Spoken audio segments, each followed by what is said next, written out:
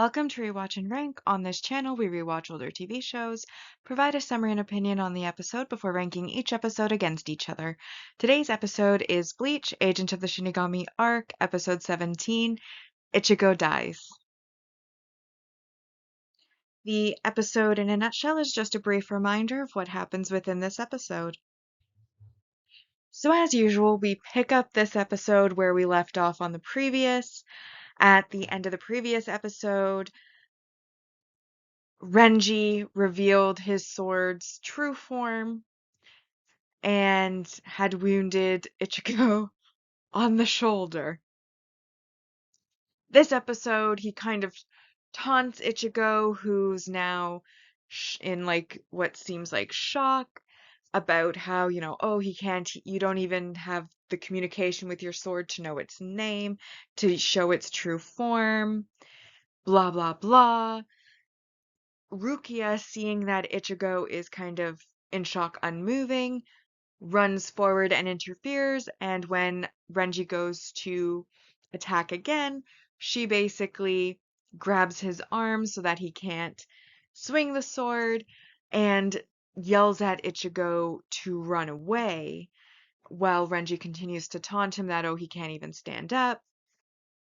However, shocking both of them, Ichigo does in fact stand up again, and his spiritual pressure drastically increases, not to as high as it was when he was fighting the Menos Grande, but it definitely increases from what it was before, and he basically gets a second wind in the fight and makes a comeback against Renji. He even manages to dodge he manages to dodge Zabimaru, and he does get a hit on Renji. This time, actually, he hits his headband thing, revealing his really weird eyebrows and leaving a wound on the forehead. So, for once, not a shoulder wound, which is worth calling out. But his comeback is short-lived because while he manages to get Renji, Byakuya is much stronger, and basically when he goes to deal a blow to Renji, he finds that his sword has been cut off, and he now just has the hilt and a tiny little 2 inches of blade left. And then he looks over, and Byakuya is now behind him, is holding the rest of his blade. He then drops it onto the ground, and once again, before Ichigo even knows he's moving, Byakuya attacks again, and Ichigo falls onto the ground. Rukia goes to run to him, and Renji stops her, basically saying, if you run to him, you're adding on to your sentence. It's going to be even worse for you. Don't do that. But she flashes back. Or no, she doesn't flash back yet. She basically says that she wants to run to him. It's her fault that he's in this situation that he's in. Byakuya then hints that there was someone in her past who happened to look a little bit like Ichigo, and suggests that that's why she wants to run to him. And then when Byakuya goes to deal the final blow, or when the final blow is about to be dealt, Rukia then basically verbally turns away from Ichigo. Meanwhile, she's flashing back to all of their moments and good times together, and she basically says, oh, you've opened my eyes. Humans, filthy, terrible, can't even look at this person. I'll go with you. You don't even need to give the final blow. He's gonna be dead anyways. Let's head out. And Renji and Byakuya agree, leaving Ichigo on the ground as the rain starts to fall, and she, without looking back after saying terrible things, walks through the doorway that they have created, going back to Soul Society to face her punishment. Once she's gone, Urahara shows up and stands over Ichigo, who is unconscious at this point. Ichigo then wakes up at Urahara's shop with Tessai kind of on top of him at this point, having been watching him to wait for him to wake up. Once he wakes up, he asks about Ishida, and Ishida is revealed to have only had minor wounds, treated on the spot, went home, but left the message that Ichigo is the only one with the power to save Rukia. Urahara then offers to train him for the next 10 days in fighting and help him reclaim his Shinigami powers that he has lost. Ichigo, of course, at first is like, I don't want to do that. I want to rush off. I want to save Rukia. I don't have time. But Urahara reveals that there is usually a 30-day grace period before executions within Soul Society. So there is actually time, and that as Ichigo is right now, he cannot do anything anyways, and it would be suicide. So he offers the plan 10 days to basically get him up into tip-top fighting shape, 7 days to open a portal to Soul Society, and then 13 days once they're there to actually go about saving Rukia before her execution. And therefore there is plenty of time, and Ichigo then decides to agree to the training, and that is where we leave this episode. So now that we remember what happens within the episode, it's time to rank the episode. On this channel, we rank on 2 ranking lists. The first is a mostly objective ranking list, which is not using emotion, but judgment and bias can still apply. And then the second list is, of course, the personal list, which is all emotion and opinion.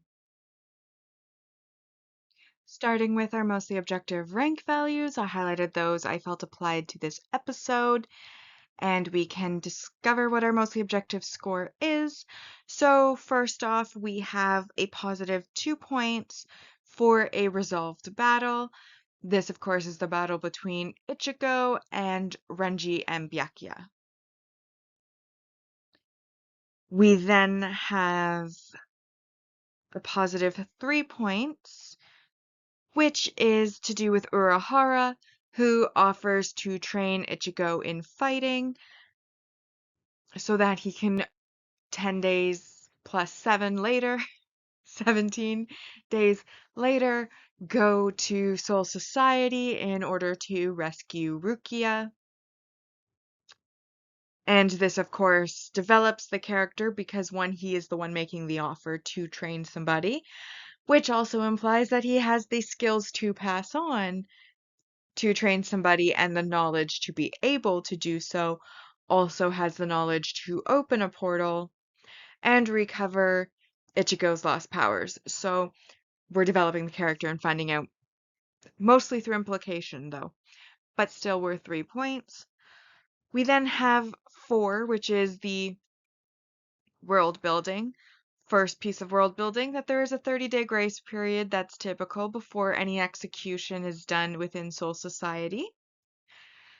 And then we also have the first appearance of what is called a Senkaimon, which is, depending on the translation, either World Penetration Gate or Tunnel World Gate, which is essentially that gateway that opens up between our Earth and Shinigami Realm, which is the Soul Society. And it looks like the typical like paper doors that slide open. And then that brings our positive point to 9. However, there is one negative, of course, which is the character regression, which is, of course, the fact that Ichigo loses the fight and his Shinigami powers as a result of said fight. At least that is what is advised to us by Rukia and Byakuya and Renji. And therefore, that brings our total score for this episode to an 8 out of 10. So the arc rankings so far on our mostly objective ranking, we have in first place The Day I Became a Shinigami, The Shinigami's Work, The Older Brother's Wish, The Younger Sister's Wish, Fight to the Death, Ichigo vs. Ichigo, June 17th, Memories in the Rain, Unbeatable Enemy, Back to Back, A Fight to the Death, The Encounter, Renji Abarai, Greetings from a stuffed lion, a gentle right arm, flower and hollow. This episode, Ichigo Dies, is in 12th place. Then we have the legendary Quincy, Beat the Invisible Enemy, Casual Soul Realm Assault Trip, and Cursed Parakeet. Then finally in 7th place, or 17th place, sorry, we have Khan's Great Plan. This brings us now to our personal ranking, where I felt that it was a meaningful yet average episode. So, meaningful, obviously, we have the fight to try to save Rukia, which ends up ultimately failing. She sacrifices herself in a way to try to save Ichigo, or at least not be there for the final blow when he dies, and, says some rude things, goes through the portal. That is all very meaningful. However,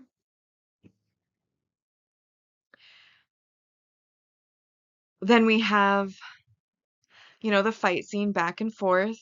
I liked that for once they didn't have a shoulder wound, though I have a sneaking suspicion had Byakuya not broken Ichigo's sword, based on the trajectory of that arc, probably would have ended up with one. But we didn't this time. Only wound was the forehead wound, which is a big plus. Well, actually, it isn't really plus or minus. I just like to call out the shoulder wounds because they've been very numerous. Um, I loved the rain. I love the rain. It is an amazing atmospheric tool, and it is my favorite weather. So, loved that it rained. I also like how they kind of use the rain when he's losing, when we're getting sad because Rukia has been rude and is now going to be leaving to Soul Society, potentially to be executed, and Ichigo is laying there injured, Ishida is lying there injured. We get the rain, but then once he's offered training and he agrees to the training, and there's now hope that he can go into Soul Society and save Rukia before it's too late, with a power up to boot, we have the rain stopping and we show a scene outside where the rain has stopped. Very nice imagery and theming and atmosphere there. We also get a hint that Ichigo closely resembles someone from Rukia's past, obviously somebody that she cared about, hence why Byakuya thinks that the reason that she is stepping up for Ichigo is because of that person, though I feel like as an audience, we maybe don't think the same thing, or at least I don't think the same thing, because she does flash back to all of her moments with Ichigo while she is basically disowning him and denying any feeling toward him. And so that kind of shows that, it's him that she's remembering. She's not flashing back to some other guy that looks like him. She's flashing back to all of the moments that she's had with Ichigo. And honestly, because it is kind of the shonen genre, coupling, relationships, not really a big part of it, at least like not officially, more so as like a throwaway joke or a speculation, but never like official, at least up to the point that I've seen in the series. But if there was going to be a couple, I have always stood by the fact that it should be Ichigo and Rukia, not Ichigo and Inoue. So I did like the flashbacks of all their moments together because it kind of highlighted that they obviously are close. She's willing to interfere in the fight.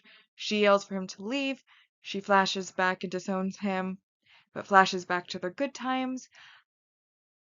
I like that. I like that quite a bit. I also like how much he cares and wants to go and rescue her, wants to rescue her immediately, even when he knows that he's not currently in a state to do so. And I am glad that he does take the training. And I felt like it was fitting where I scored it kind of the same as the first episode when he first became a Shinigami. I felt like this was kind of on the same level as that episode where now he is losing his powers, losing his fight, and Rukia is leaving.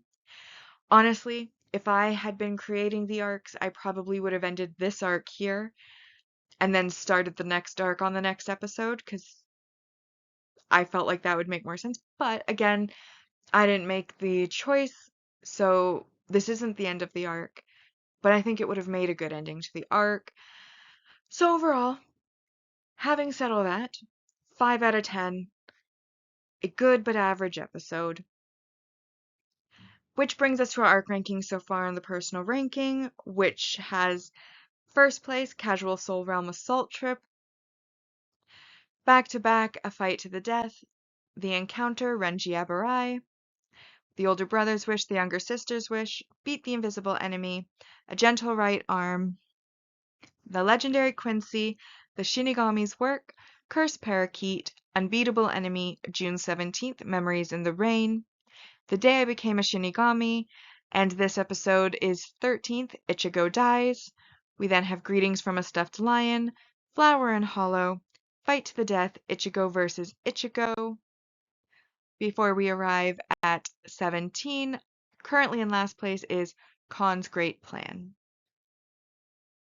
Bringing us to our series ranking so far, where we're going to be ranking each of the arcs against each other.